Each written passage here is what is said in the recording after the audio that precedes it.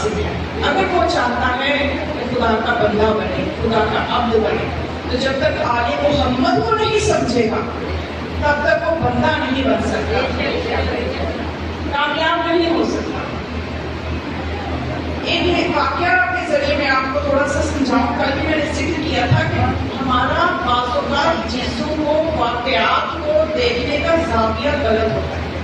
اس کو تھوڑا سا ٹیون کرنے کی ضرورت ہے تو نقشہ ہی بدل جاتا ہے، انسان کی سوچ ہی بدل جاتی ہے. ایران میں ابھی اسلام نہیں تھا، اسلام سے قبل کا یہ واقعہ ہے. ایک مفکر تھا وہاں پہ، شیوانا. ابھی وہاں پہ آگ پرست لوگ رہا کرتے تھے. تو یہ جو تھا مفکر، اس کے پاس ایک چھوٹا سا بچہ دوڑتا ہوا آیا، آگے کہتا ہے کہ میری چھوٹی بہن کو بچا لیں، میری ماں اس کو ذبح کرنے لگی ہے. معبد کے کاہن کے کہنے پر معبد کے بڑے بت کے آگے اس کی قربانی پیش کرنے لگی ہے، کیونکہ کاہن نے اس کو یہ کہا ہے کہ جب تم اپنی عزیز ترین چیز اس بڑے بت کے آگے قربان کرو گی تو تمہاری مشکلات دور ہو جائیں گی.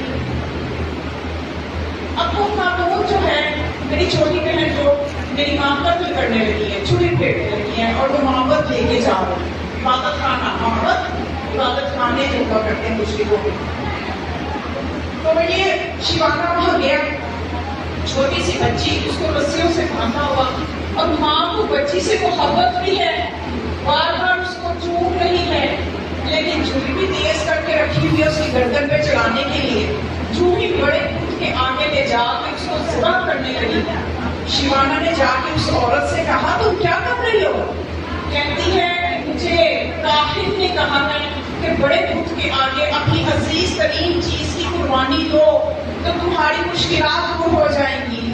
تو شیوانا نے کہا تمہاری عزیز ترین چیز یہ بچی تھوڑی ہے جسے تم ذبح کر رہی ہو، اور یہ جو بت ہے یہ اگر تم یہ قربانی اس کو دو گی تو تم سے خوش نہیں ہوگا، تمہاری مشکلات بھی دور نہیں ہوں گی، کیونکہ اسے تو پتہ ہے کہ تمہاری عزیز ترین چیز کیا ہے. یہ بچی تو تمہاری عزیز چیز نہیں ہے، عزیز ترین چیز تو وہ ہے کہ جس کے کہنے پہ تم اس کو ذبح کر رہے ہو.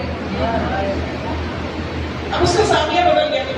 اب اس نے کہا کہ بچی کو تو چھوڑا اور چھری لے کے کاہن کے پیچھے، جب کاہن کے پیچھے دوڑی، کاہن آئے وہ جو مزے لینے کے لیے بڑے پتھر پہ بیٹھا تماشا دیکھ رہا تھا. تو بس تھوڑا سا زاویہ چینج کرنے کی بات ہے نا. تو اسی لیے خدا نے قرآن کے ساتھ اہل بیت علیہ السلام کو رکھا تاکہ اس امت کا سوچنے سمجھنے کا زاویہ درست رہے. اگر یہ خود سے قرآن کو سمجھیں گے حالات بہت خراب ہو جائیں گے، تباہیاں ہو جائیں گی. قرآن کے نزول کا وہ مقصد ہی ختم ہو جائے گا اگر ساتھ اہل بیت نہ ہو. اس لیے رسول نے فرمایا کہ دو چیزیں چھوڑ کے جا رہا ہوں، قرآن اور اہل بیت. کسی ایک سے تمسک کرو بھی کامیاب نہیں ہوگے. آپ دیکھ لیجئے قرآن میں نے خود دیکھا لفظ شفا 4 مرتبہ ہے. بس ایک نکتہ بہت قیمتی نکتہ ہے جو آپ کو ہدیہ کرنا چاہتی ہوں کہ ماشاءاللہ آپ اتنی محبت سے آتی ہیں تو کچھ لے کے جائیں نا. یہ تو درسگاہ ایسی ہے، اس میں کہانیاں سنانے کا مقصد یہ ہے کہ طبیعت منقلب ہو جائے. جب یہ اشرا ختم ہو تو تبدیلیاں ایسی آ جائیں کہ انسان کی طبیعت بدل جائے، کچھ اچھی تبدیلیاں آ جائیں. تو قرآن میں لفظ شفا 4 مرتبہ ہے. 1 مرتبہ آیا اس لیے کہ یہ شہد کے لیے لفظ شفا. یخرج من بطونها شراب مختلف الوانه فیہ شفاء للناس. یعنی بتایا گیا کہ یہ شہد کی مکھی ہے اور یہ جو ہے اس کے پیٹ سے وہ شہد جو ہے وہ نکلتا ہے جس میں لوگوں کے لیے شفا ہے. فیہ شفاء للناس.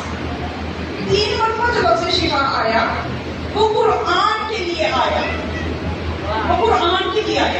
کہ یہ قرآن کی شفا ہے. لیکن ساتھ للناس نہ آیا. یہ قرآن جو ہے یہ لوگوں کے لیے شفا نہیں ہے، بلکہ کیا فرمایا وَنُنَزِّلُ مِنَ الْقُرْآنِ مَا هُوَ شِفَاءٌ وَرَحْمَةٌ لِلْمُؤْمِنِينَ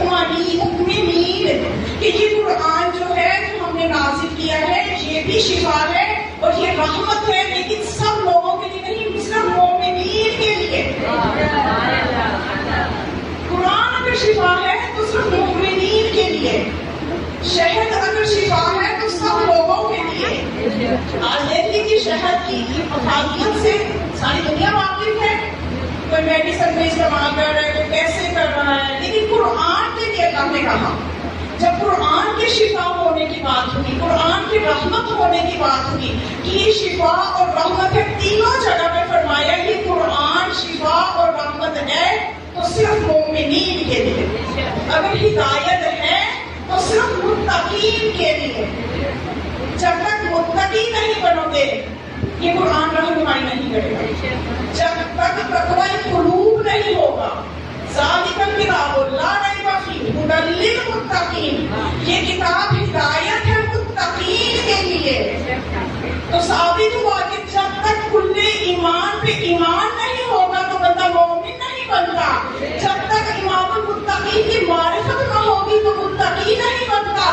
تو جب متقی بنو گے, مومن بنو گے, تو یہ قرآن تمہارے لیے رحمت بھی ہے, شفا بھی ہے اور ہدایت بھی ہے.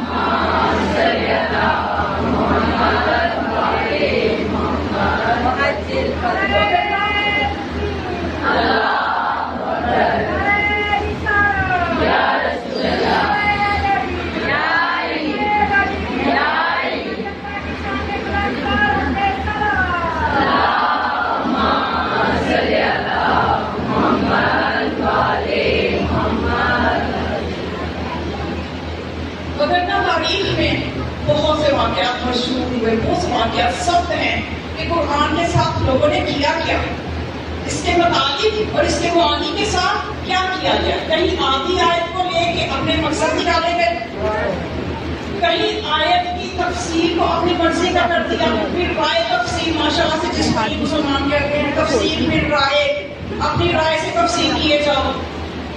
یہ حالات ہے.